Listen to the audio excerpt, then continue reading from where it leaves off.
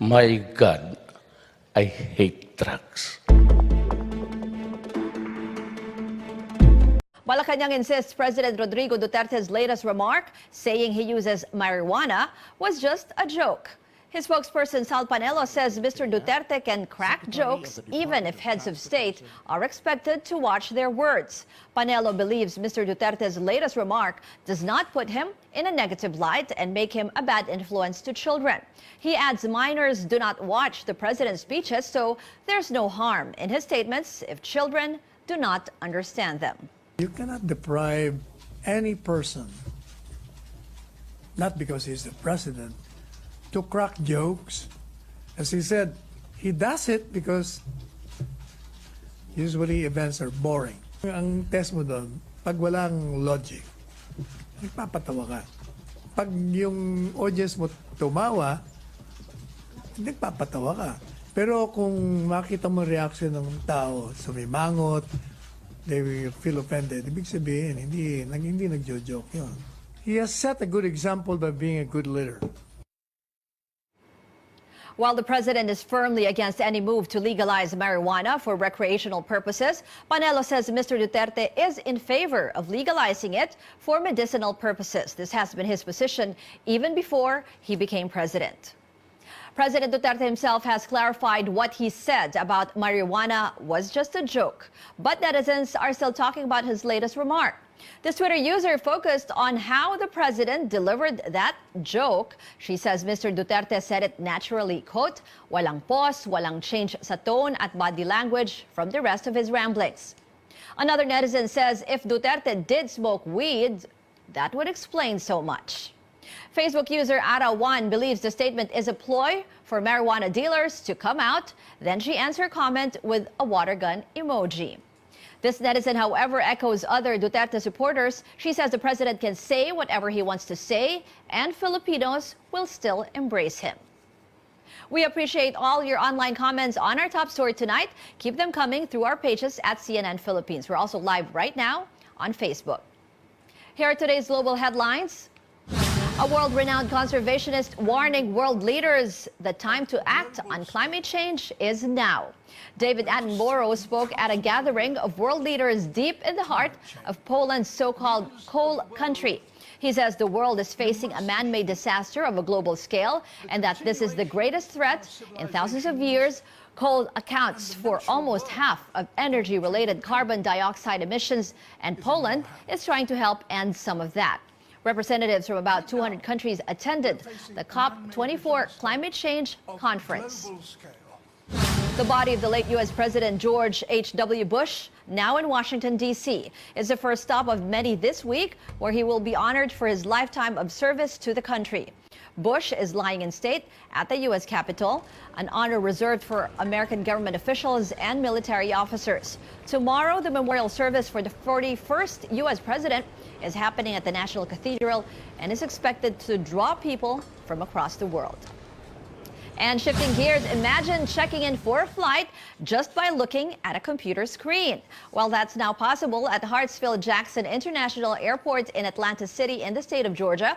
The new facial recognition technology promises to improve aviation security while moving travelers faster through screening. It's a camera-based system that compares scans of travelers' faces to a database of verified ID photos. Passengers who don't feel comfortable using this can opt to go through the traditional ID verification using their passports. Provisional jeepney fare rollback takes effect today, but jeepney drivers and passengers are not aware of this. Commuters and jeepney groups both slam transport regulators for not consulting them before publishing the provisional rollback resolution and for seemingly snubbing the hearing for the commuters group's petition to move the minimum jeepney fare back to 8 pesos. Carolyn Bonquin has the details. Vicky and Melba still pay 10 pesos for their jeepney ride on Tuesday morning. They're not aware, starting today, jeepney minimum fare is temporarily back to 9 pesos. This is after the LTFRB published a resolution for a provisional 1 peso jeepney fare rollback following recent cuts to diesel prices. 10 pesos kasi yung pinaka minimum fare. Sumakay na kami ng jeep kanina, 10 pa rin eh. Mas maganda pa, mas mababa pa dyan. Just like the passengers, most jeepney drivers like Lito Tulyao are still not aware of the rollback. Wala pa naman official na ano sa kanyan na ibababa na. Kakakuha lang namin ng fare matrix. Ibababa na naman. Nagbayad kami ng taripa na yan. And there are those like Joselito who has been charging 9 peso minimum fare even before the rollback because he still doesn't have the 10 peso fare matrix. Wala pa kasi akong taripa Kaya 9 pa rin. Ganon din, magbababa rin naman Transport and commuter groups both say there would have been no confusion had LTFRB consulted them. They went to the LTFRB office on Tuesday morning for the scheduled hearing on the pending petition to move the minimum jeepney fare back to 8 pesos, only to find out it has been canceled. The hearing has been moved to January next year. Biglaan, hindi po dumaan doon sa tinatawag nating demokratikong proseso. Dapat doon, binigyan muna kami ng resolution. Gusto sana namin formal para yung ating mga tsuper at pasahero hindi mag-aaway sa labas. Noong nag-increase kami, nag-antay pa kami ng mahigit 10 araw bago kami nakasingil. LTFRB member Eileen Lizada was also not aware the hearing was canceled and the provisional fare rollback would take effect today. Lizada said she was waiting for the board to address her comments on the resolution draft yesterday. We may issue the corresponding relief. Pwede. Pero in this case kasi, merong petition. So when there is a petition, what is the next thing to do? Dapat ang ginawa kasi namin noon, prioritize yung petition. But LTFRB chairman says there's no need for public hearing. Nevertheless, yung board resolution naman din po ay kinikilala natin yung mga nangyayari in the last several weeks, yung tinatawag natin yung pulso ng bayan kung saan yung mga pasahero humihingi na rin ng pagbaba ng pamasahe dahil nga bumababa yung oil price. LTFRB also sees no reason to refund the jeepney drivers and operators payments for the fare matrix when the 10 peso minimum fare was implemented last month. Caroline Bonquin, CNN Philippines. The House of Representatives approves on third and final reading a bill granting emergency powers to the Transportation Department to address traffic concerns. Under House Bill 6425, the Transportation Secretary would be granted emergency powers over 3 years as traffic chief. The Secretary can put up a unified traffic system for specific metropolitan areas. He will also have the authority to carry out priority projects that will help ease traffic congestion. The bill identifies 3 areas that will be under his jurisdiction: Metro Manila, Metro Cebu, and Davao City. President Duterte had earlier on asked Congress to grant him emergency powers to solve the traffic crisis in Metro Manila. However, a number of lawmakers have expressed concern over the proper use of public funds should the emergency powers be granted. This prompted President Duterte to set aside his proposal, saying in recent speeches that he no longer cares if traffic gets worse until the end of his term. Our global city offers diverse developments outside Metro Manila, and with its ambitious design, it is now slowly attracting new investors. Watch this.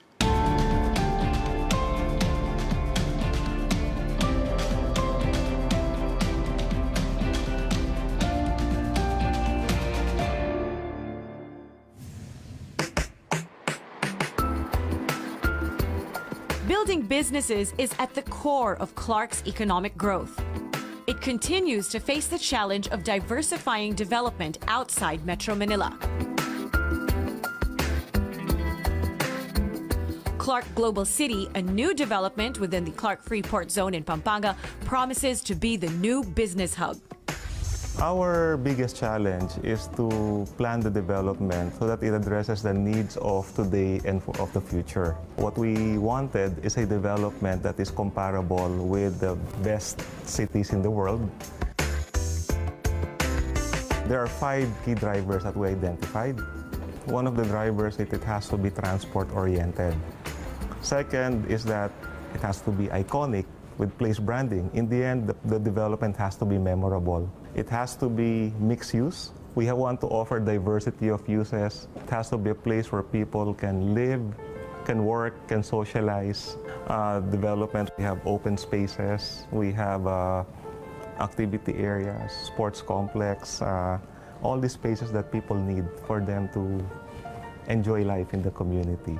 There has to be different offerings here. And last is, in the end, this is a place where people have to live in. It has to be a place that inspires people to develop a community.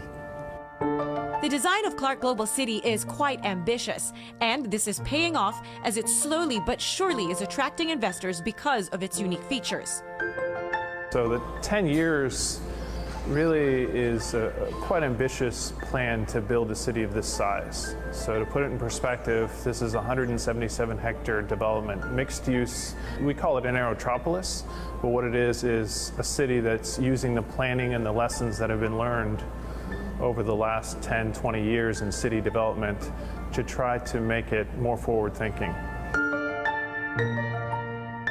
Our first phase was, of course, building a hospital and building some commercial and retail, which is what we're sitting in today. This is part of a retail complex that spans across the first and second floor. Kind of if you think about how Hong Kong is connected, office, retail, mixed-use space, that's very similar to the design here. Clark Global City primarily offers solutions to Metro Manila's congestion. It makes sure that each development is well-planned and sustainable. Well, if you look at Clark in itself, it's a free port. Being a free port, it offers a lot of advantages. It is very close to major means of transport. You have the airport, you have the SETEX and the rail, and not very far from Clark is the Subic Freeport. It's also central in the country, which makes it very strategic for employees. So international companies that really are locating in the Philippines because of the quality of talent. This is one of the easiest places to grow your business in terms of quality of talent. And then the third is it is incredibly resilient to natural disasters, which makes your risk of loss of productivity very low. We consider ourselves like the BGC of the North. The big key difference, I would say, is sustainability and connectivity. So our transportation solutions, you can go right now, every 15 minutes there's a free bus service, Clark Global City Bus, throughout our city. It's connected by train, it's connected by highway. You can fly and be on site in 10 minutes. This is one of the fastest growing airports in the entire world. It's grown by 60 or 70% per year. Those are features that you won't get in BGC and you won't get in other regional cities. This is less dense. We're not going to create densities as high as Makati CBD. Second, we have more open spaces.